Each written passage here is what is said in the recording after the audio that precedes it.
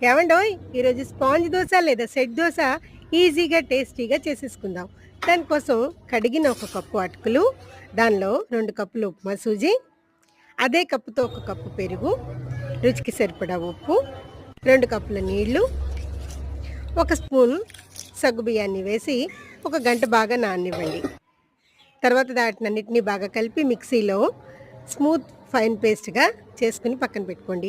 మనం ఎప్పుడైతే అట్లు వేసుకుంటామో అప్పుడు ఒక అర స్పూన్ ఈనో గాని, అర స్పూన్ తినే సోడా గాని వేసి బాగా కలిపి పెనం బాగా వేడెక్కిన తర్వాత ఆనియన్‌తో బాగా రుద్ది 2 గరిటెలు వేసుకొని కాలనివ్వండి. ఒక్క నిమిషంలో ఫ్లఫీగా చక్కగా పొంగుతూ కాలుతుంది. దానిలో మనం కొంచెం ఆయిల్ అప్లై చేసుకొని దాని మీద కావాలంటే కొంచెం కారప్పొడి కూడా వేసుకుని తీసి పక్కన పెట్టుకోండి.